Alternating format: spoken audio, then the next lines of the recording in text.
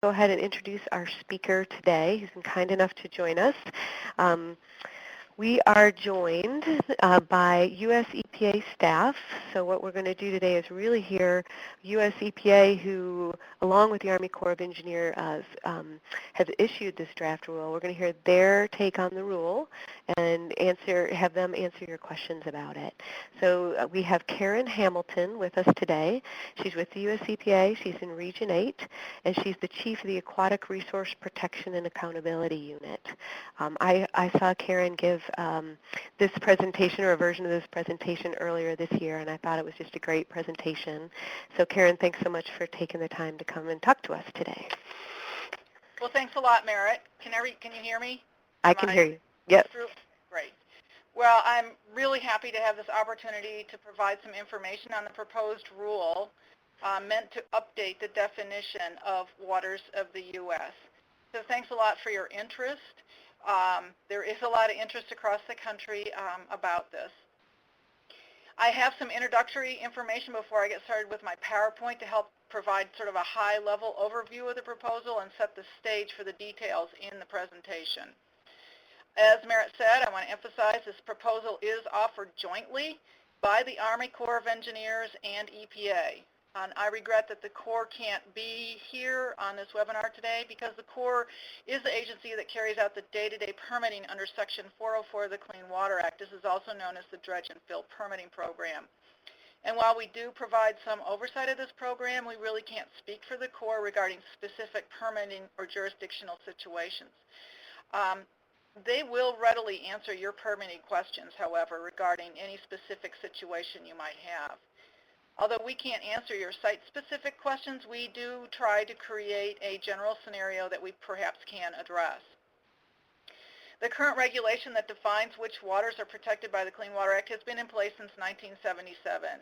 But two Supreme Court decisions in the early 2000s created so much confusion and inconsistency in permitting processes that they seem to grind to a halt. So over 100 organizations and the Supreme Court itself requested an update to the regulation, and they wanted it through rulemaking rather than guidance. And we've learned as we've offered this information in sessions like this and in our region, which is North and South Dakota, Wyoming, Montana, Colorado, and Utah, we've done over 50 of them. We've learned that some people are not familiar with the current definition of the waters of the U.S.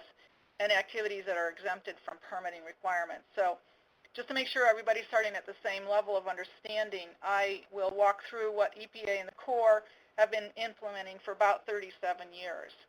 And then I will describe the Supreme Court decisions that are prompting these clarifications so the permitting process can be more efficient. And then I'll go over the proposed changes. Naturally, then, this proposal has motivated many questions also about how much of the Clean Water Act works, not just the definition of waters of the U.S. And the Clean Water Act is a comprehensive and complex statute meant to protect water that you depend on for drinking, irrigation, recreation, and industry. So having just sort of opened up that book on the Clean Water Act, I think it perhaps has made the question about this proposed rule a little bit more complex than we anticipated. And I will try to answer your questions about different parts of the Clean Water Act if it helps make this proposed rule more understandable. I have to say that I'm not an expert in all parts of the Clean Water Act, but based on what I've heard over the last few months, I might be able to answer some of them anyway. We can't put your comments into the record from this webinar. Only you can do that, and I can't overemphasize how important it is that you add your comments, your specific comments on ways that this rule could be made better or what you think is good about it. It's just very important for us to hear from everybody that's interested. The proposal is backed up by a couple of very important pieces of research. One is an economic analysis, and the other is called a scientific report called The Connectivity of Streams and Wetlands to Downstream Waters. You're probably familiar with that. The science report translates the Supreme Court's term, significant nexus, into a scientific analysis of the connection between small waters and large waters downstream.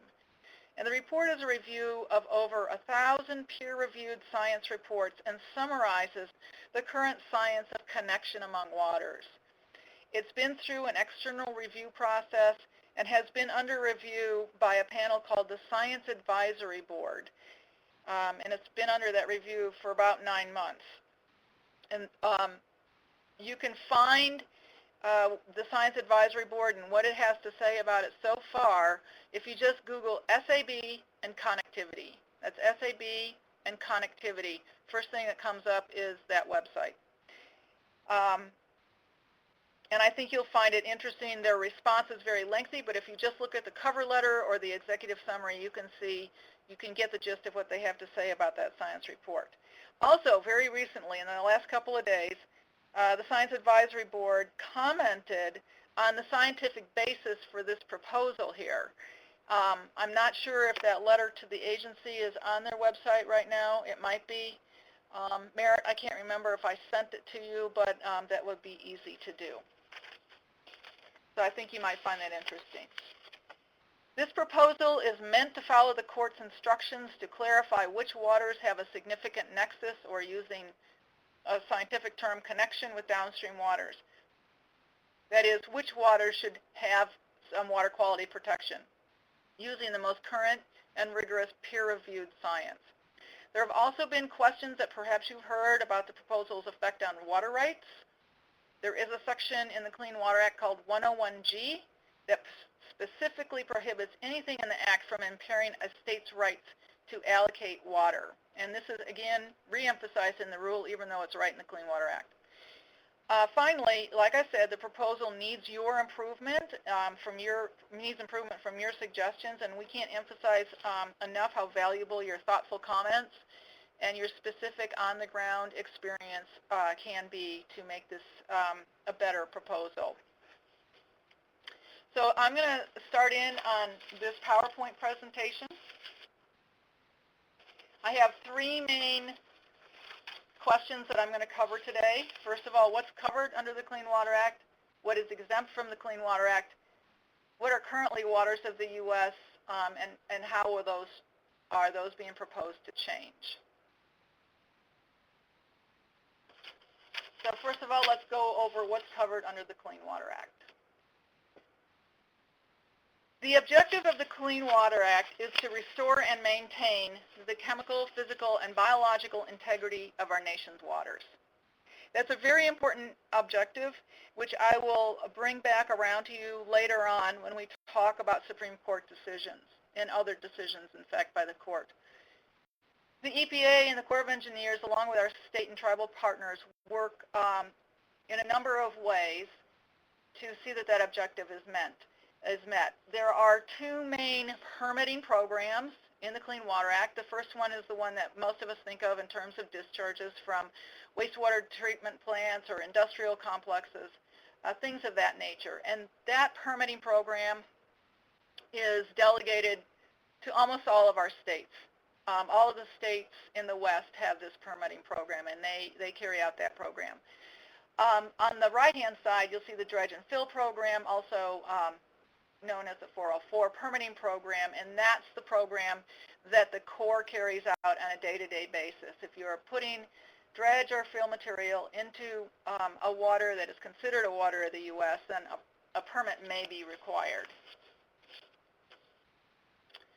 So if your activity does not involve a discharge of a pollutant, then the Clean Water Act and this proposed rule really doesn't have much relevance. But if there is a discharge of a pollutant to a water, the next question is, what is exempt from the Clean Water Act? So I'm going to go over that briefly.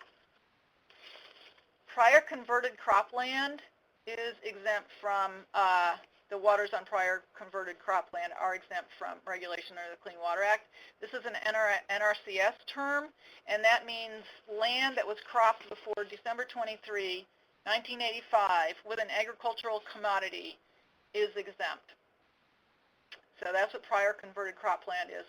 Waste treatment systems are those systems that have been created to carry out requirements of the Clean Water Act, and those are also not waters of the U.S. So if you can think of some lagoons or ponds that may have been created in order to treat wastewater, and they're not dug out in the middle of a stream, then that's an example of a waste treatment system that would not be covered under waters of the U.S. And these exemptions don't change. The proposed rule doesn't change how these or any of the other exemptions are implemented.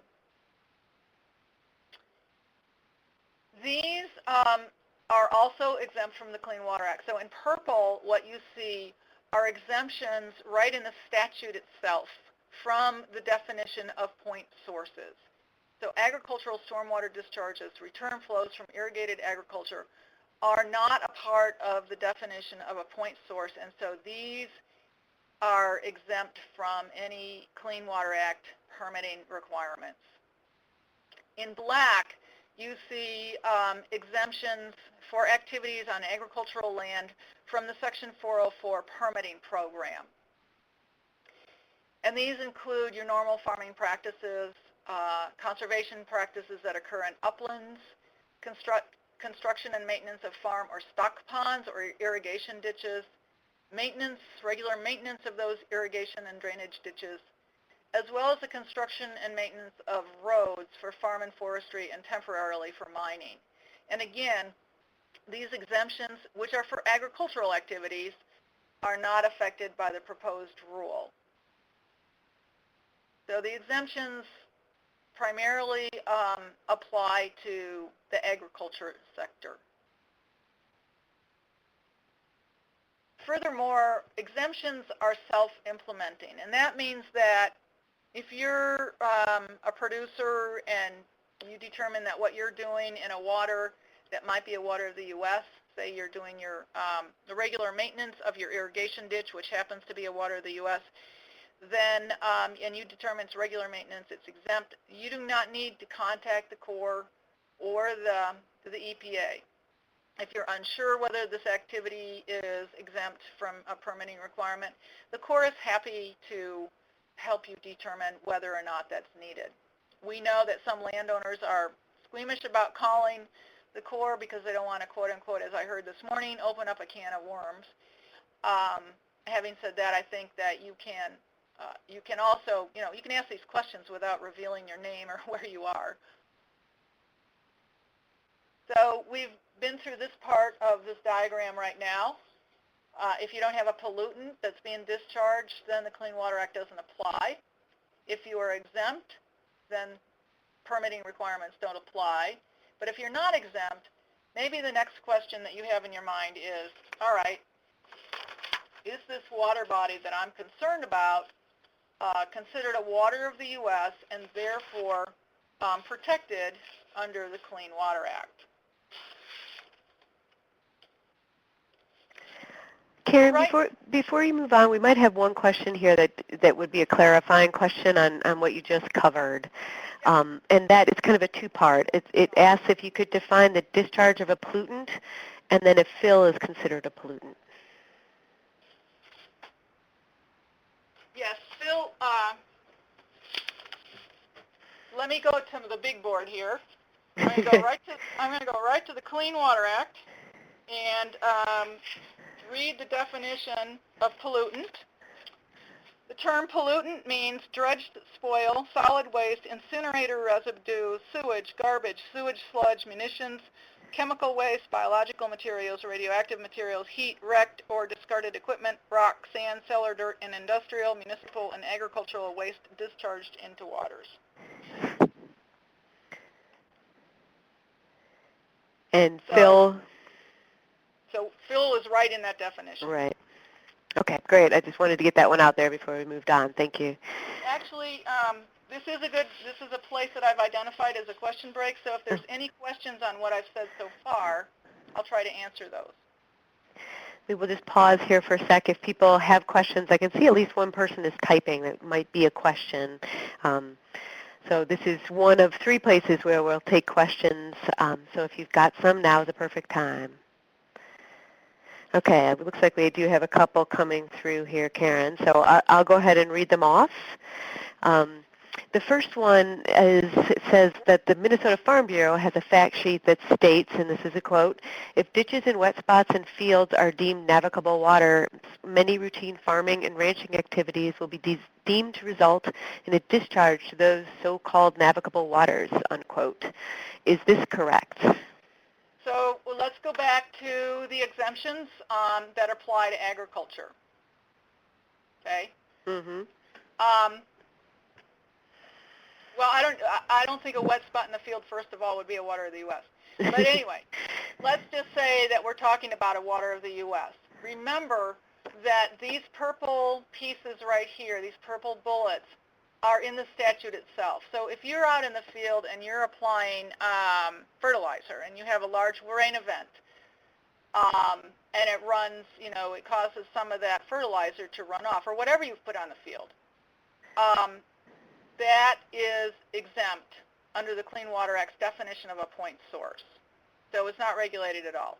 Likewise, return flows from irrigated agriculture, regardless of what they're carrying, are exempt from any permitting requirements under the Clean Water Act.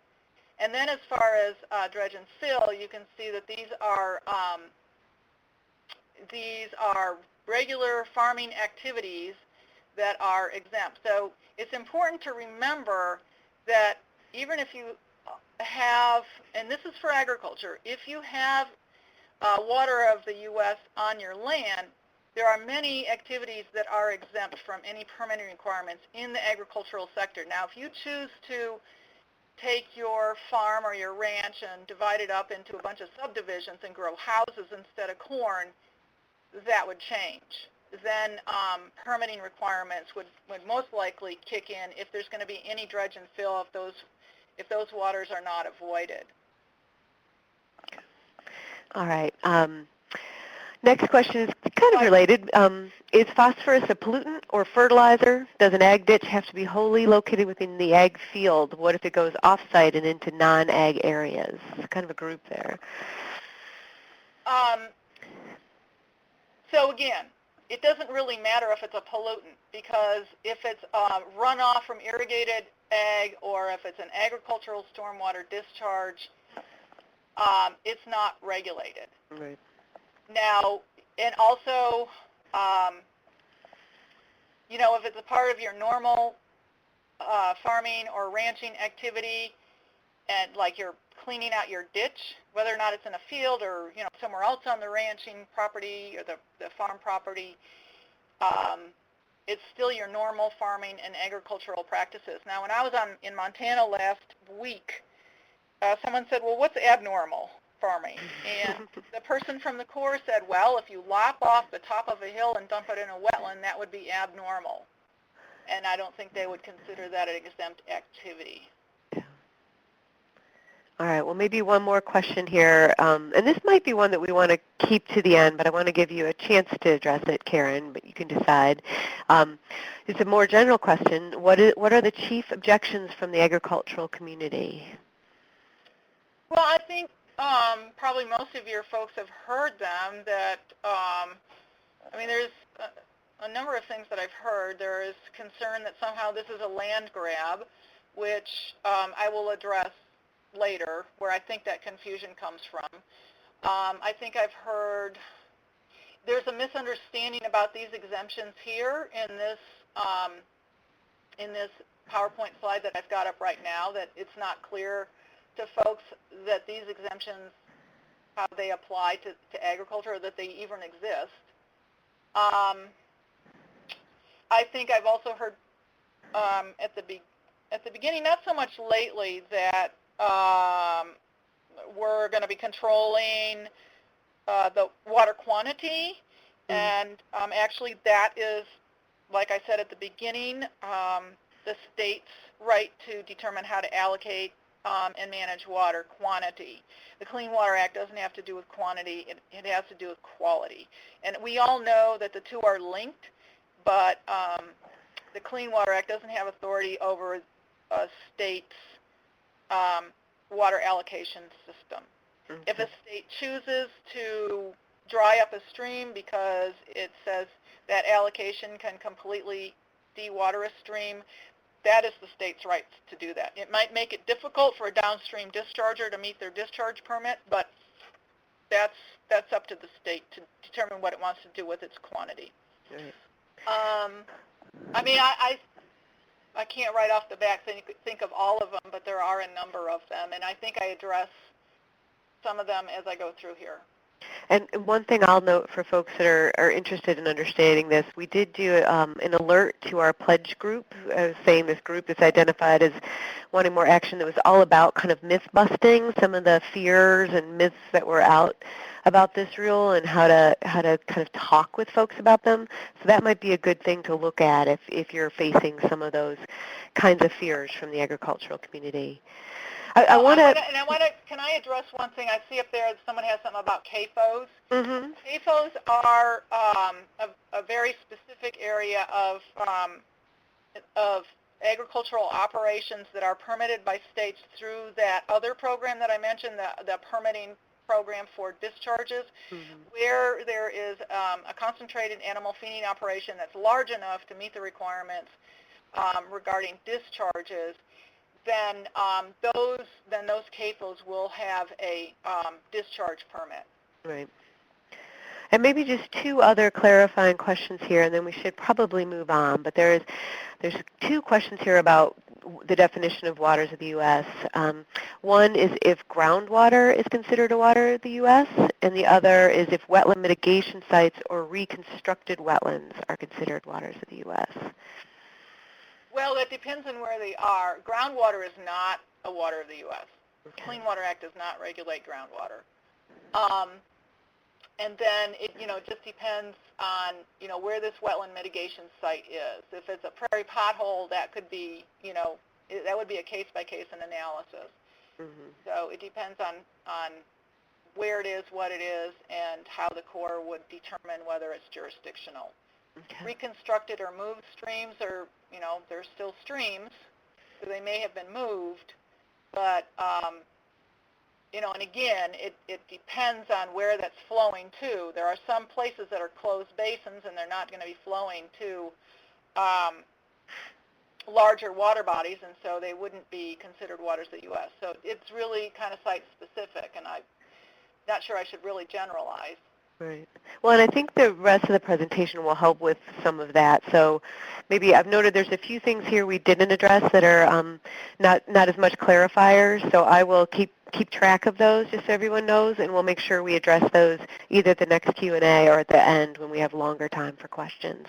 So Karen, why don't we go ahead and move into the next portion? So I think that will help people understand a little bit. Okay. So what are currently waters of the U.S.? And this is another area. You talked about some concerns that people might have had. This is another area of confusion. The Clean Water Act covers navigable waters. And people think, well, that means that only those waters you can float a boat on are considered waters of the U.S. and protected by the Clean Water Act. But in fact, the statute defines navigable waters as waters of the United States, including territorial seas. Well, then you say, well, what does that mean? And the statute left it up to the Corps and the EPA to further define waters of the U.S., which the Corps and EPA first did in 1977. And that definition has been essentially unchanged since the 1970s. Now, the Clean Water Act recognizes, and going back to the objective that I mentioned at the very first slide, that in order to protect those downstream waters, obviously the upstream waters also need to be protected from discharges and have their integrity maintained. And so that's why the statute defines navigable to encompass all waters of the U.S.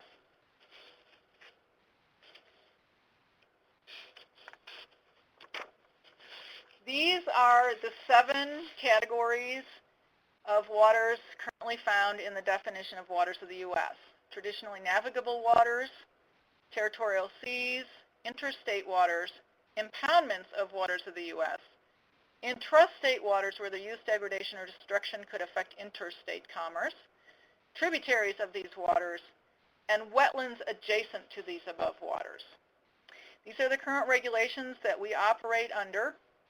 Adjacent is defined in the current regulations as bordering, contiguous, or neighboring, and I will go over that further on down the line.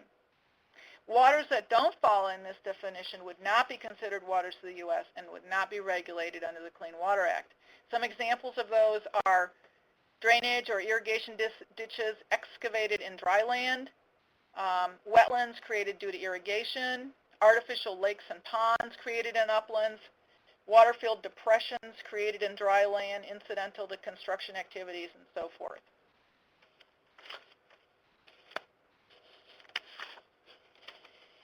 The existing regulations also have some important definitions. Wetlands are areas inundated or saturated by water long enough and frequently enough to support plants that are adapted for life in saturated soil conditions.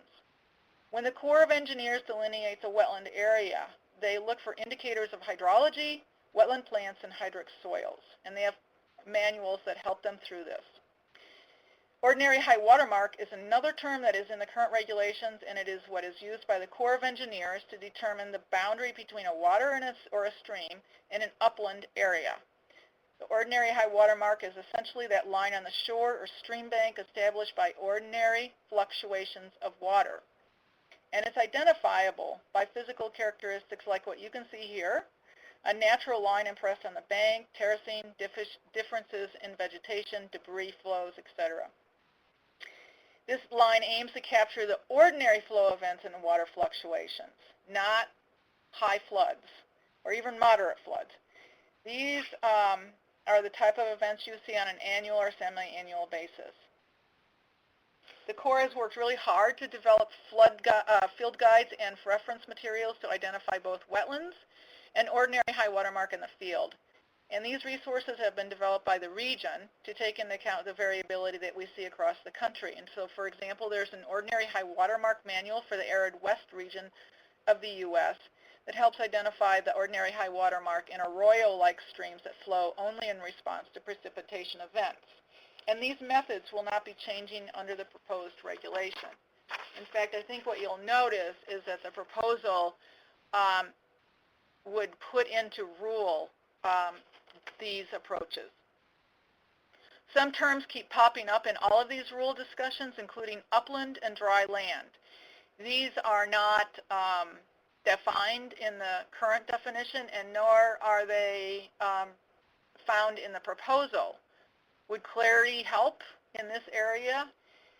Based on what I've heard from individuals, it seems like clarity would be helped if there were a definition for an upland or a dry land.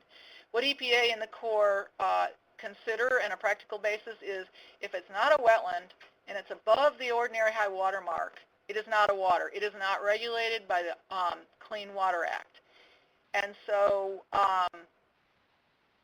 I think this is where another area of confusion has come in, and that is that somehow the Clean Water Act regulates far above the ordinary high water mark, takes in, somehow regulates land, takes in whole floodplains and things like that. But I'm going to go over that again in a minute too.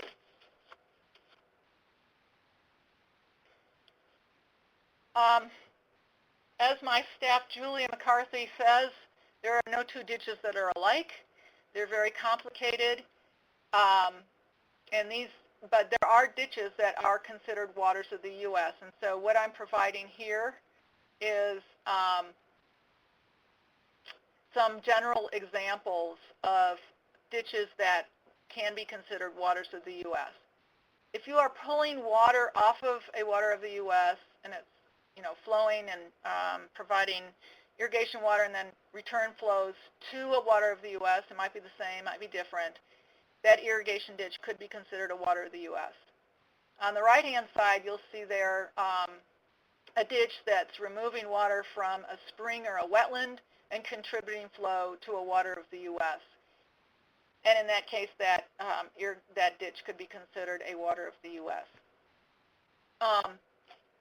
Now, what's interesting is that if you were to look at that left-hand side where it says canal, for example, I know of a couple of situations in one of our states where a municipality was going to discharge their wastewater treatment discharge into an irrigation ditch, and that municipality was assuming it was not a water of the U.S. They did not need a discharge permit. The Corps said, no, it is a water of the U.S., and therefore they needed to get a discharge permit from the state, which was a good thing, I think, for everybody that wanted to use the water in that irrigation ditch, including any producers or others that might use that water.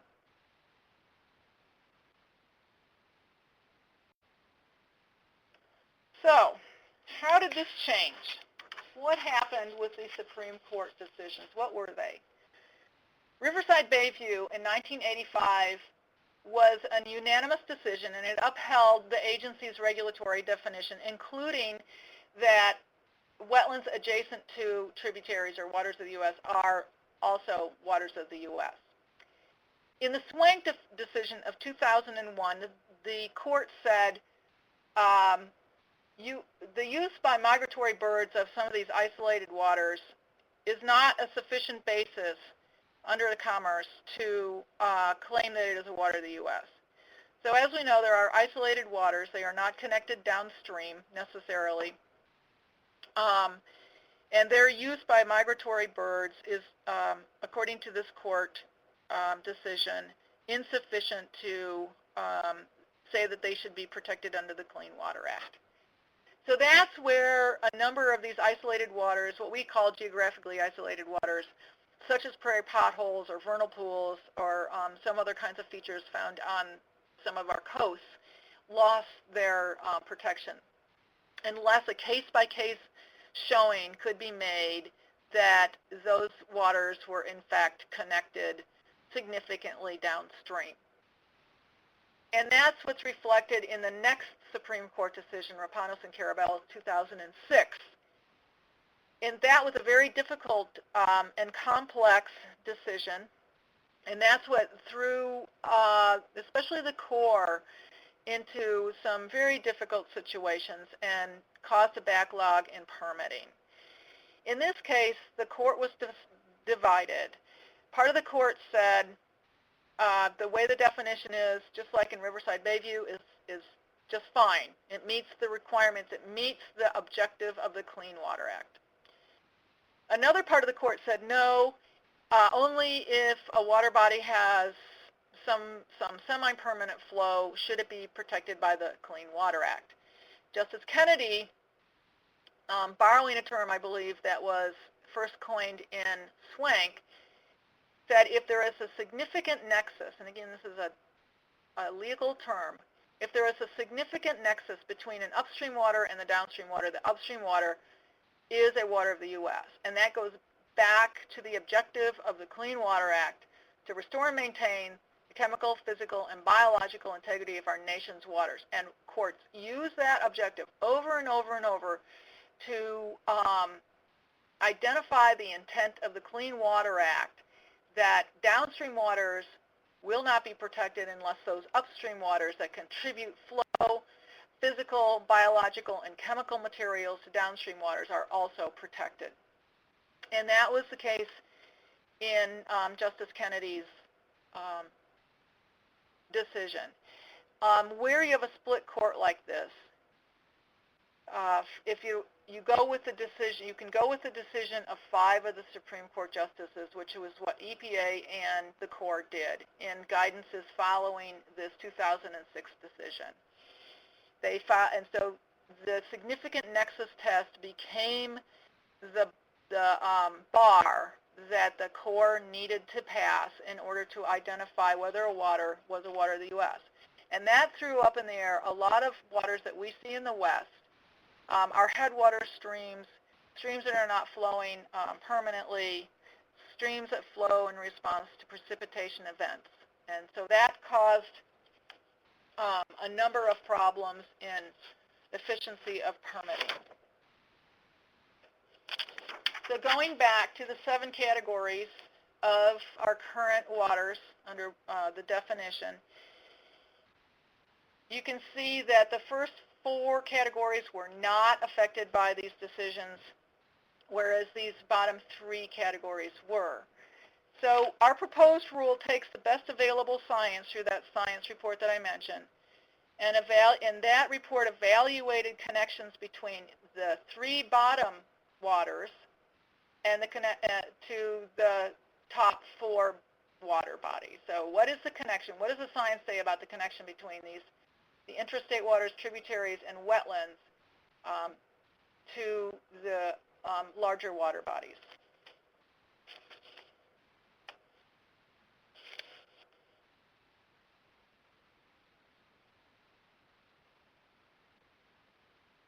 So now that we've covered what are waters of the U.S., I want to go over what the proposal does.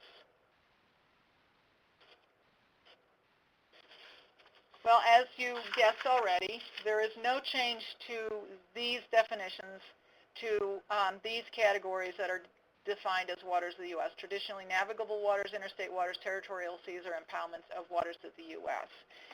The Supreme Court decisions did not affect those.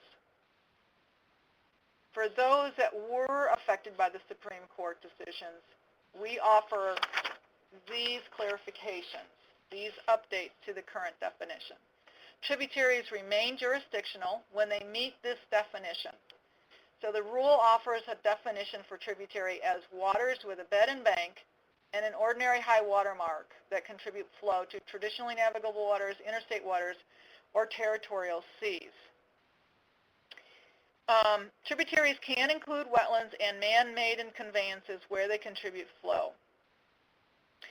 Remember the definition of ordinary high water mark and the methods used by the Corps to determine ordinary high water mark.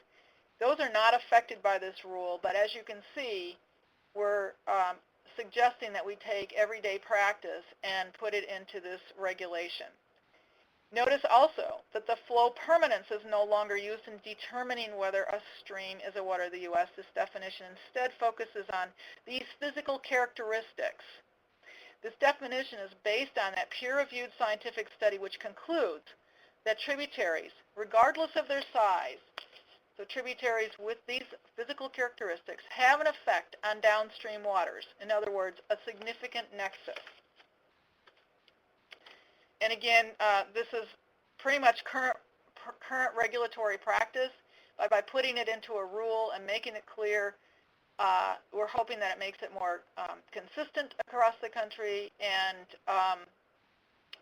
removes some of the inefficiencies from these jurisdictional determinations that get in the way of permitting. The next proposal that I want to go over is that adjacent waters remain jurisdictional, but that adjacency applies to all waters that are adjacent, not just wetlands. So there are waters that are adjacent to tributaries, for example, such as oxbows and ponds, and maybe you can think of other examples of water features that are adjacent. So we propose that.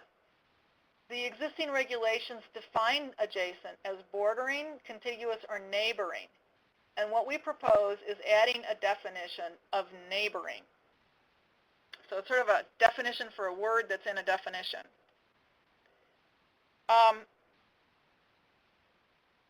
What we're proposing here is that neighboring means floodplains and riparian areas, and I think this is another area that has created some confusion. If a water body, a water feature, is in a floodplain or a riparian area of a water of the U.S., then those features would be considered protected by the Clean Water Act. However, the floodplain and riparian area would not be something regulated by the Clean Water Act. It's land, it's dry land. Remember, if you're not in a wetland and you're above the ordinary high water mark, it's dry land or upland. So even though you might be standing in a floodplain, you're above the ordinary high water mark, and that land is not regulated by the Clean Water Act. And I think there has been some misinformation out there that the floodplain and riparian areas would be regulated, but that's not true. The water bodies in those areas are being proposed as being protected by the Clean Water Act, but not the land area itself. Another part of this neighboring definition would include waters with a shallow subsurface or confined surface water connection. So if you look at that hashed, one of these hashed green areas with two yellow arrows flowing towards some tributaries, that is a water body being depicted as having a shallow subsurface connection to a downstream water, and that water would be protected by the Clean Water Act. I heard from the Corps last week in Montana, that's what they look for right now anyway, but they do have to go through, considerable analysis to determine that. But if that subsurface connection exists, then that water body is considered protected by the Clean Water Act. And I want to emphasize that groundwater is not protected by the Clean Water Act. So there might be a subsurface connection, but that subsurface connection is not protected by the Clean Water Act.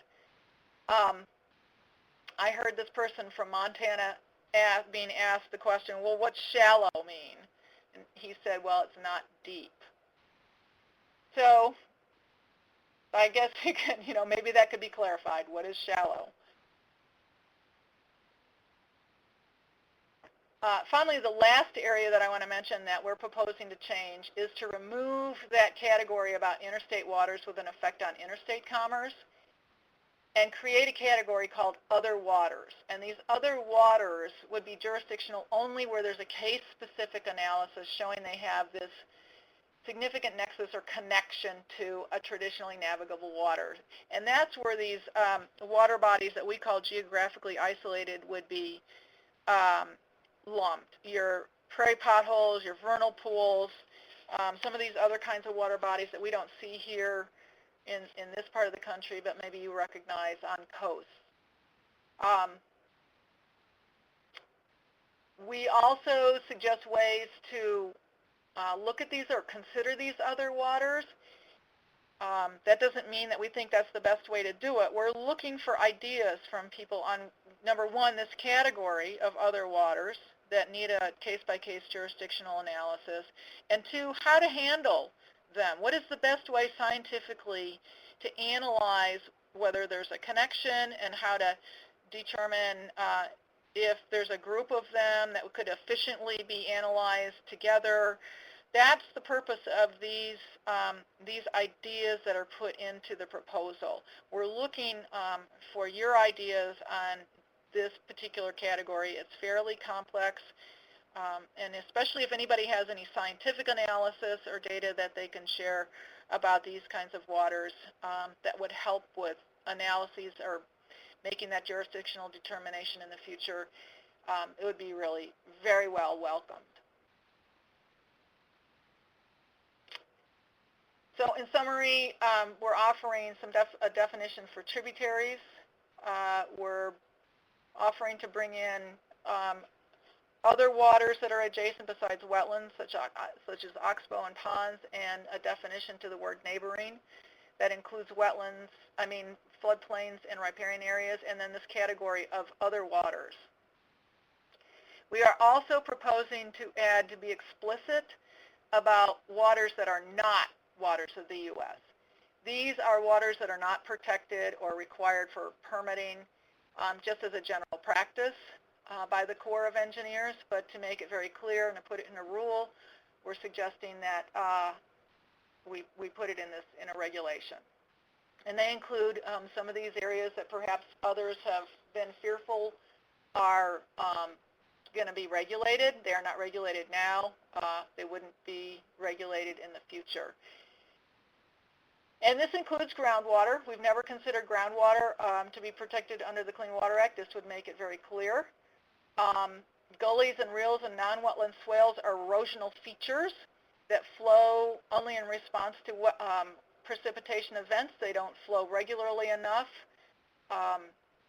or often enough to create that ordinary high water mark in bed and banks.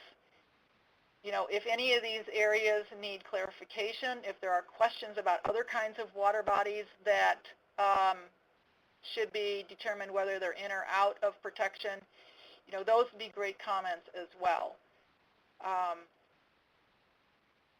And like I said, we're going to provide this PDF of this presentation so you don't have to be furiously scribbling down these exemptions. We're also proposing that two kinds of ditches be exempted from the Clean Water Act. They are currently not considered part of the permitting process by the Corps, but again, to make it clear through rulemaking, we're offering that these ditches that are excavated wholly in uplands and drain only uplands and have less than perennial flow be exempted. And also ditches where water is drawn off of a river and extinguished onto a field, not contributing any further flow to a water of the U.S., also be exempt from permitting requirements.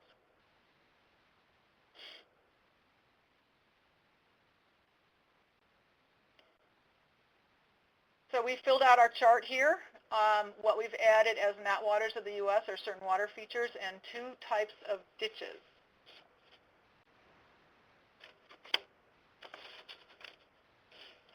If our people who are interested in the effect on communities that have requirements for stormwater runoff and what we call the MS4 communities, EPA's analysis is if there's no permit needed now, no permit will be needed after this rule is finalized.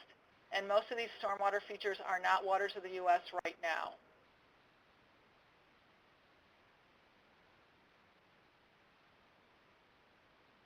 The public comment period has been extended to November 14th. And this is a great website to find a number of things, although I personally find it a little difficult to find some things that I'm specifically looking for, and that's why I have given the links to Merit. I think it would be worth your time to look at the proposal. It's only 2 pages, and compare it to, I mean, the proposed rule itself is only 2 pages. I realize that there are 88 pages of explanation out there. But if you're really interested in the legal analysis, there's a legal analysis in Section B and Appendix B. If you're interested in the scientific analysis, there's an Appendix A. But the proposed rule itself is 2 pages, and you can compare that to the current definition, and I've also given Merit that link. And then there's some videos. One of them is a video on the ordinary high water mark. Another one is a video on the floodplain and riparian area piece, as well as a few others. So I think these materials will all be really helpful. I think I also gave you, Merit, the web link to the Science Advisory Board, where you can find what the Science Advisory Board has said so far about the science report. You can also, of course, find the science report, and these are very large documents, but they both have executive summaries attached to them, so you can get a pretty good idea just by looking at that. So that completes my presentation, and I can't emphasize enough how important your comments are. I saw one question on here: can we comment on having tile drainages as not being exempt or should be regulated? You can make that comment specifically. That's, you know, those kind of comments are welcomed. I mean, specific comments like that, and why perhaps you would like to see the, you know, something regulated that isn't currently being proposed. So absolutely. So you want to start in on some questions? Yeah, great. Thank you so much, Karen, and that's perfect timing. We have about a half an hour here for questions, which I think will be wonderful. So I know we have a little backlog of questions, but I'll encourage people to be typing them in as we go. And again, if we don't quite get the point of your question or miss it a little bit, please follow up in that chat window with a clarification so that we're sure you're satisfied by the end, or as satisfied as we can do, given that we're talking about law. But I'm going to start with 2 questions that are very related that were submitted before the webinar. I gave people the opportunity to send them in early if they wanted, and then we'll go to that backlog that we've got going on. So 2 of the questions that came in were really about ditches, and I can see there's another one in the queue about ditches, so let's start there.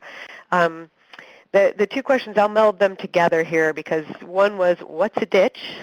And then the more specific question was, how will the determination be made if a waterway is a ditch or a headwater stream serving vital biological and chemical water quality functions? Well, what's a ditch? Yeah.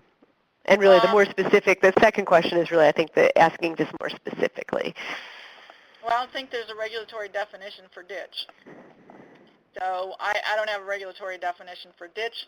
I think a ditch is what we normally think of. It's a ditch that moves water for, usually not always an agricultural purpose. It might take water off of a stream and, serve a field, and then might return water back to some stream, maybe the same or another kind. But I want to emphasize that these exemptions are for agriculture. They don't exist for other sectors. And in areas of the country where some agricultural water is being bought for municipal uses, there is a question on whether these ag exemptions apply to those ditches or canals that are serving both municipal and agricultural uses. And I think that might be an area that could use some clarification. I have asked my local Corps office how they handle that, and they have a way that they handle it, but I don't know if that's consistent across the country, which is one of the things that we're trying to address here is consistency across the country. The other part about, ditches and upland, headwater areas. Yeah, I think the question was really about that determination of this is a ditch versus this is a small headwater stream. How will the determination be made? Well, I don't think it really, so ditches can be waters of the U.S. So the question is, what's underlying the question, I guess, in my mind? Are you concerned whether or not it would be a water of the U.S.? Because there are many ditches that are still waters of the U.S. and subject to Clean Water Act protections. Even if they are in headwater areas, they may be pulling water off of headwater streams. If they're pulling water off of headwater streams and then being extinguished in an upland area, as I pointed out in my last slide, that would not be protected by the Clean Water Act, and so the state in that case is determining that it's okay to dewater that stream. Like I said, we don't have control over quantity. But if that ditch is pulling water off the headwater stream, putting it back into some headwater stream or a wetland, that ditch may well be a water of the U.S. And we can't, I can't speak to real specific situations, but. And pressing activities are not subject to permitting. Wait, let me go in order here, Karen. So let's stick with ditches here and just pick up a few of the others that came in. There was one question here that says, can you explain the difference between the two types of exempt ditches, the slide where you showed the two variations? Yeah. Let's back up here for a minute. So on the one on the left, you're draining uplands. You're digging ditches to drain uplands. And it has less than a perennial flow. So those ditches would not be considered a water, they'd be exempt. They'd be exempt. These are not ditches that are recognized in all parts of the country. I know that some people in North Dakota don't even recognize these kind of ditches, but and then the one on the right is where you've pulled water off of water of the U.S., and the water is completely used by that agricultural field. So it's not returning flow. That's the important thing. It's not causing a downstream change or a significant change downstream in physical, biological, or chemical integrity. Now, you might be removing all the water, but that is a quantity issue that is regulated or managed by a state. So that might seem like a nuance, but nope, does it make sense? Yep. Sticking with ditches, is the earlier question. It says, how will the ditch exemptions that we've just covered impact EPA and the state's ability to control discharges from CAFOs that are not currently exempt? Well, the states regulate CAFOs through their permitting requirements under the National Pollution Discharge Program, okay, elimination program. And so if a state, now some states have waters that they consider protected that are not necessarily waters of the U.S. I don't see this proposal changing any current requirements for CAFO discharges. I've heard several states say that this proposed rule does not change their permitting program, which is where the CAFO permitting requirement comes from, is the states. Okay. All right, well then shifting gears here a little bit. I'm sure ditches will come up again because people are still typing, but shifting gears, there's a question here about underground flow. The example is a now buried intermittent stream where the city just keeps pouring hot asphalt into the creek every few months. Would buried intermittent streams, how would they intersect with this proposal? Well, so remember, this proposal is about the geographic scope, and it's not about a permitting, how a permitting program operates and whether it's 404 or NPDES program. But having said that, intermittent streams, whether they're intermittent above or below ground, are normally, and again, here's where consistency comes in, regulated by the Corps or by the state's permitting programs. Now, part of the problem that occurred after the Rapanos decision was this confusion, and that caused inconsistency from district to district, and there's 38 districts of the Corps across the country and 50 different states. I don't think the states felt that their permitting programs were confused, but certainly under 404, there was a lot of confusion, and both EPA and the Corps were so uncertain that we kind of backed off a little bit. Now, this activity that this person is talking about may be something that should be asked of the Corps. But, as a general matter, intermittent streams and ephemeral streams, if they have bed bank and ordinary high water mark, or if they have this this area or this segment that goes underground because it's put into a, it's channelized and it's been covered up, which we see in urban areas, that does not sever the connection of a stream that otherwise would be considered a tributary. So just because you might lose that connection underground or because it's been put underground under a street or something, I have one of those in my own neighborhood, then that doesn't mean that that stream is no longer protected by the Clean Water Act. And I think the jurisdictional question should go to the Corps, to your local Corps office. Okay. So if I were to summarize that, Karen, correct me if I'm wrong, if this was a water body that otherwise, qualified for coverage, it had the ordinary high water mark, et cetera, the fact that it was run underground, that it had been piped, is kind of irrelevant. It doesn't sever that connection, so it doesn't really change its status. Right. Right? Okay. And also, you can see that in agricultural practice, sometimes you'll have smaller streams that have been plowed over in dry years. That does not necessarily sever the jurisdiction of that stream. Okay. All right. Well then, moving on, this is something we addressed a little bit maybe later in the presentation, but I'll put it out there in case there's anything to add.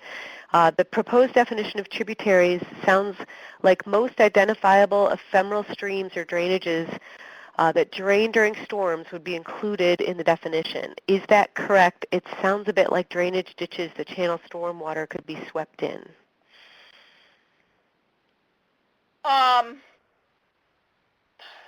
Stormwater drainage, right? In municipal areas, we're not talking about stormwater drainage in agricultural areas. Is that right? I can't tell from this question, but we could, Doug, if you want to clarify, you can go ahead and do so. I say for now, why don't we assume we're not talking about agricultural areas, Yeah. since that would be exempt. Agriculture has those stormwater exemptions, Right. right? Right. And return flow exemptions. So in municipal areas,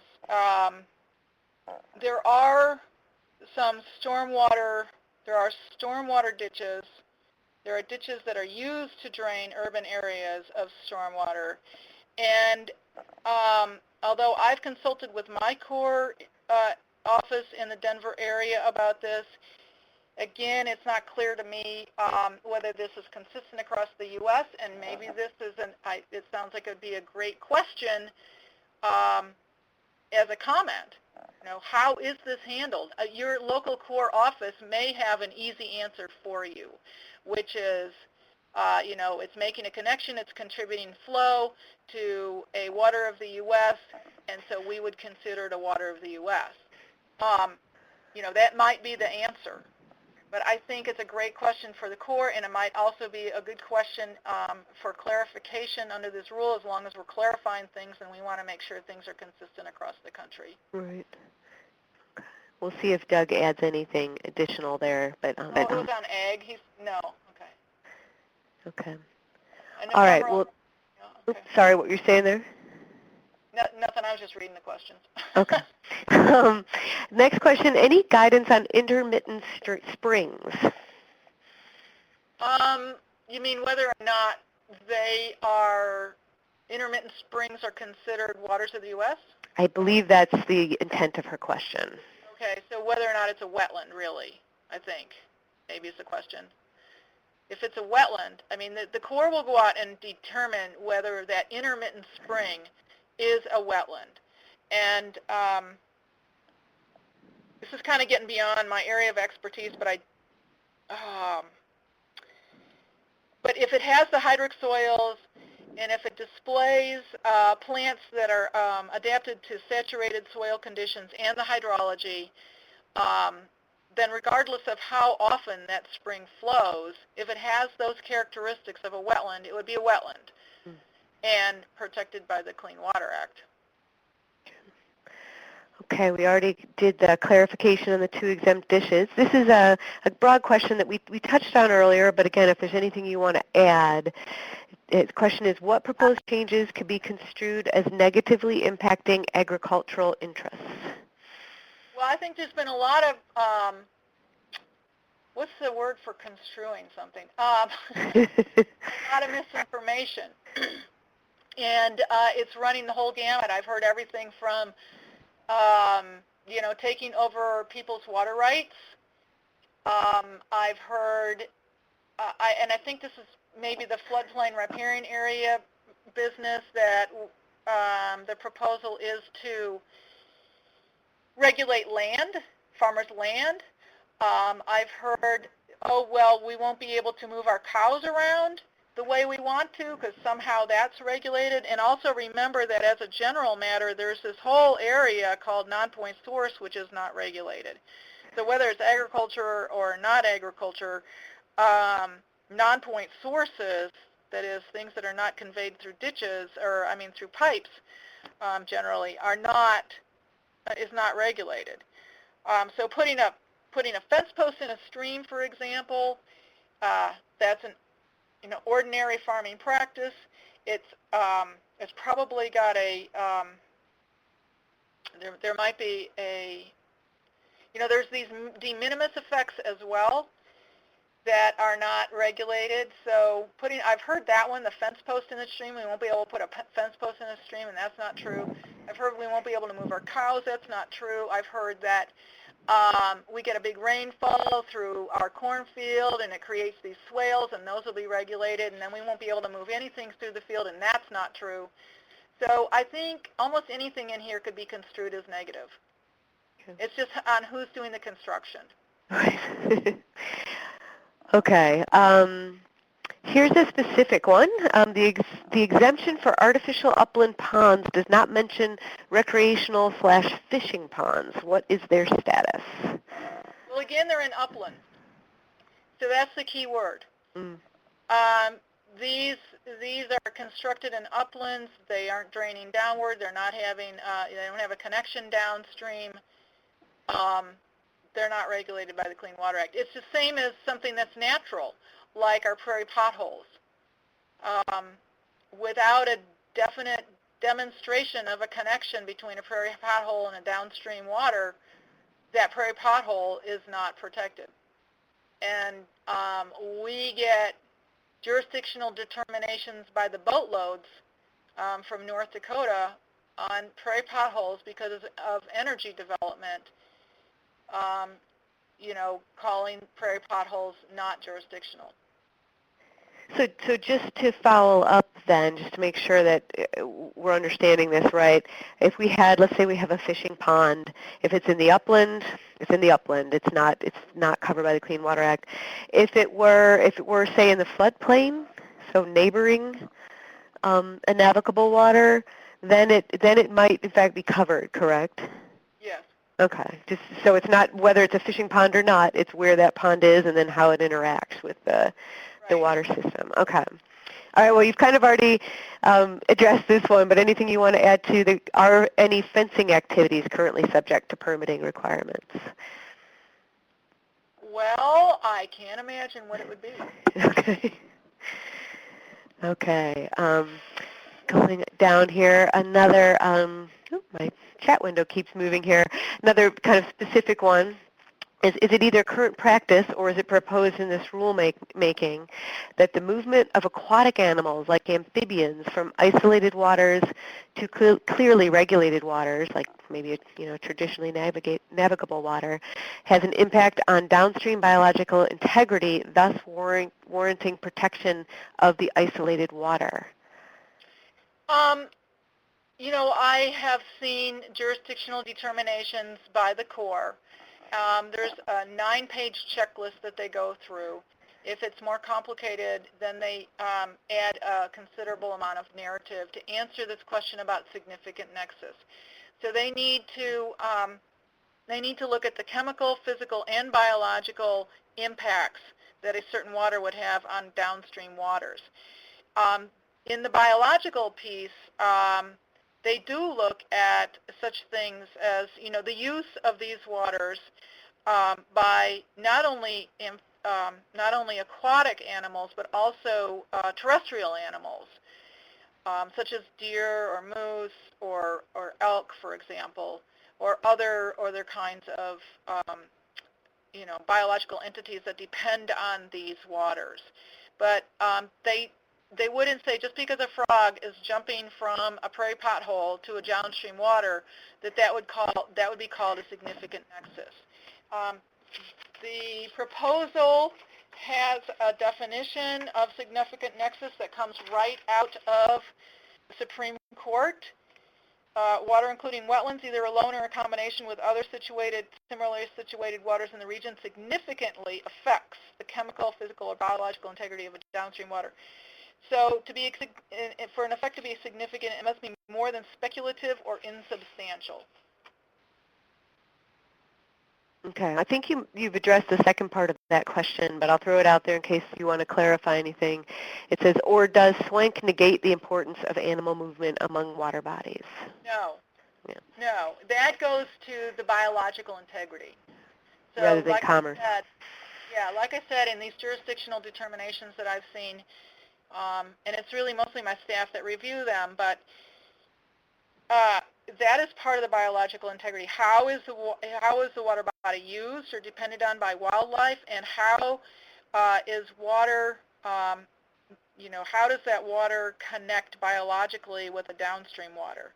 And that can include things that are not so attractive, such as invasive species. Is there a connection that can allow invasive species to move downstream? So that would have a biological impact. All right, and then question about ephemeral streams. It says, so on agricultural lands, an ephemeral stream is still subject to the rule, right? Question mark. Well, so there's two parts. Remember, there's two parts to this. First of all, the question is this a water of the U.S.? If it's a tributary that meets that definition, and this is the current practice of the Corps already, bed bank and ordinary high water mark, it could be a water of the U.S. The next question is, on agricultural land, is my activity exempt? And a lot of people have waters of the U.S., even ditches that are waters of the U.S., on their land, and they just, it just never occurred to them that they did because their activities are exempt. Right. And so this has kind of highlighted a lot of things that perhaps people weren't aware of with regard to their own land. Great. Okay.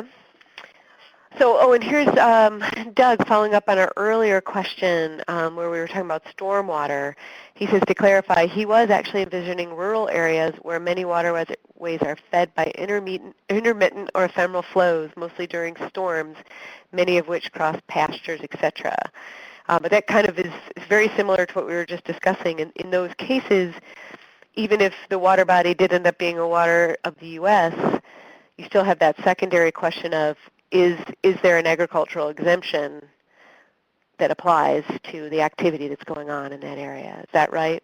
That's right. But he's also saying intermittent or ephemeral flows. Flows, yeah. Different than an intermittent or ephemeral channel. Hmm. So an ephemeral stream, ephemeral channel, would have those characteristics. Something that is identified as the water of the U.S. would have those characteristics, those physical characteristics that show that this channel is used frequently enough and often enough and with enough flow to create those kind of characteristics. There are plenty of swales and gullies and rills and so forth that indeed do flow under ephemeral or, precipitation events, but don't exhibit those physical characteristics, and so they are not considered channels that are waters of the U.S. Okay. All right. This might be our last question, although I think some folks are still typing. So the question is, if a pond is fed by a spring and its outflow joins a flowing stream, is that pond regulated? If a pond is fed by a stream.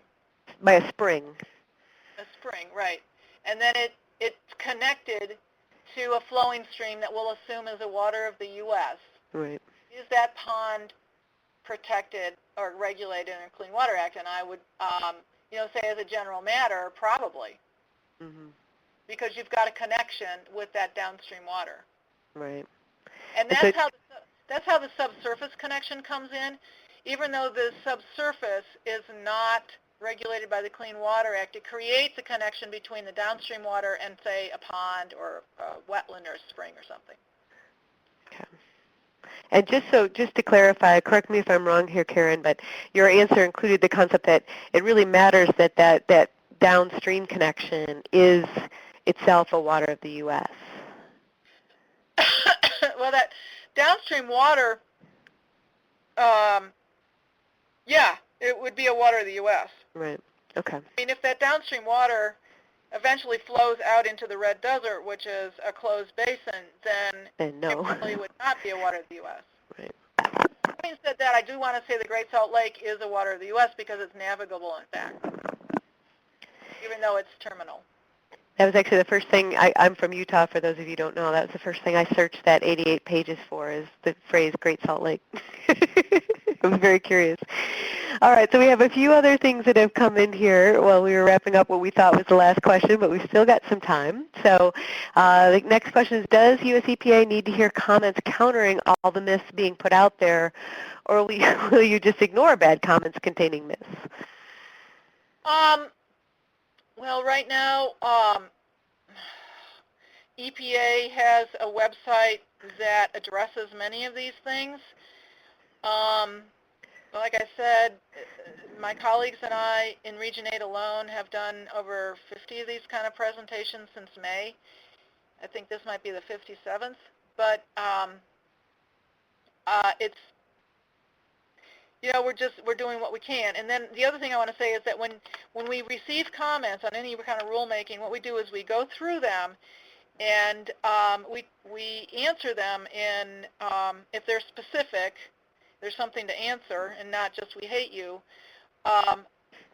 in a preamble. So a final rule always has a preamble. And in the preamble are is a discussion of the comments that have been received and how the agencies respond to that. They may clarify it. They may say, well, that was not our intention. Here's the intention. They may change the rule itself. I expect that this rule will change. As long as we're clarifying things, why don't we just, clarify more?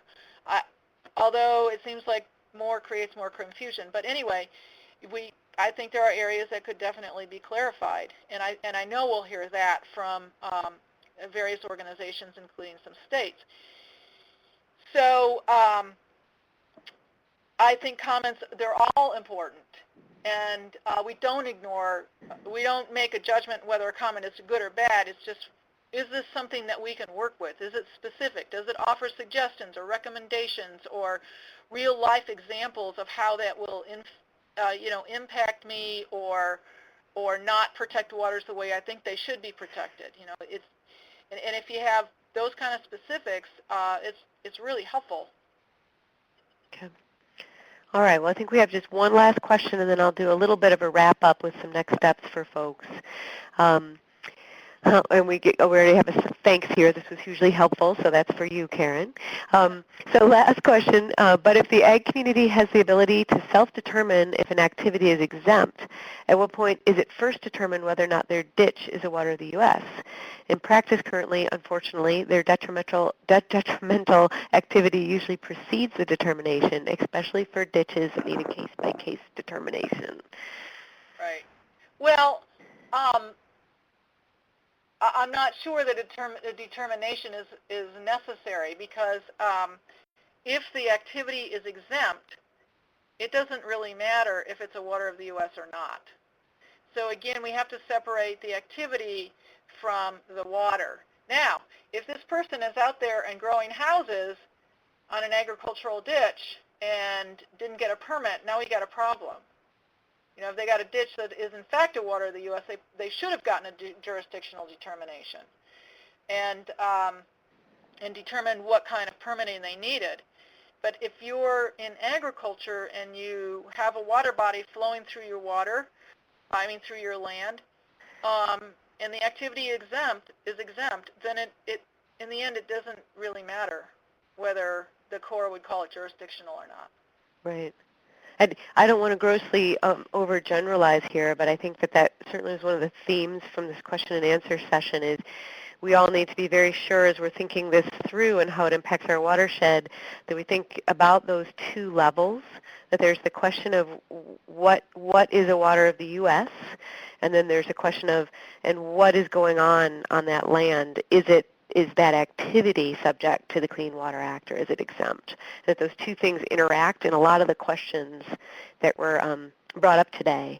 So thinking that through, I think, would be really helpful for all of us as we think about the impact at home. And so, can I just follow up with, since the proposal, and like I said, it's 2 pages, so I encourage you to have a, look at that and compare it to the current definition, does include exemptions. The question of exemptions, I think, is open for consideration. Right. It's not just these definitions, but I think the question of these exemptions is also open for consideration. And that's a great clarifying point. So as folks are thinking about their comments, think about that intersection in your watershed and comment on both pieces of it and how it plays out at home. Because, both of those things are kind of on the table in this proposal. So that's a great take-home message, Karen. All right, it looks like we've tired out the comments in just about the perfect amount of time here. So I'm going to do just a very short wrap-up here. Thanks to everybody who's stuck with us through a pretty detailed discussion, but hopefully that was what you were looking for if you're thinking about commenting, or even if you're just responding to some of these fears and myths that you're hearing at home. For next steps, if people are interested, I mentioned this at the beginning, we're keeping River Network membership up to date on this rulemaking kind of generally, but if you want more information, several alerts a month as opposed to maybe one or two high-level things that come up, use the link here that I provided, or it's also in the lower left-hand corner, to let us know that you're interested in working on this rulemaking. That might mean you're thinking about commenting. It might mean you're thinking about educating your members or doing some media work, social media.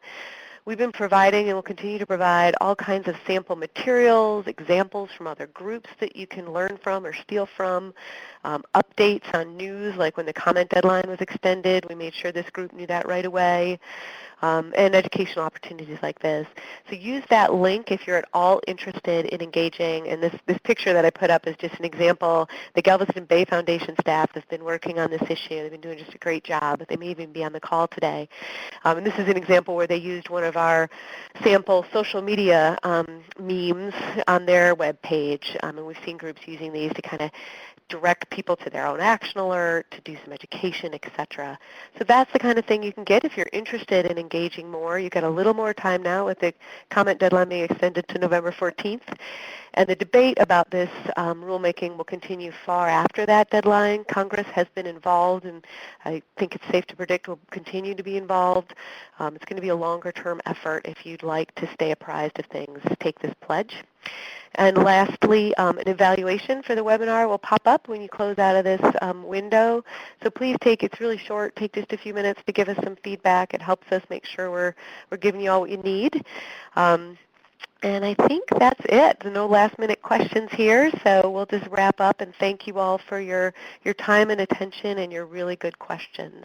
And especially thanks to Karen and US EPA for taking the time to come and talk with us today. Karen, thanks so much. Oh, our pleasure. Thank you, Elle.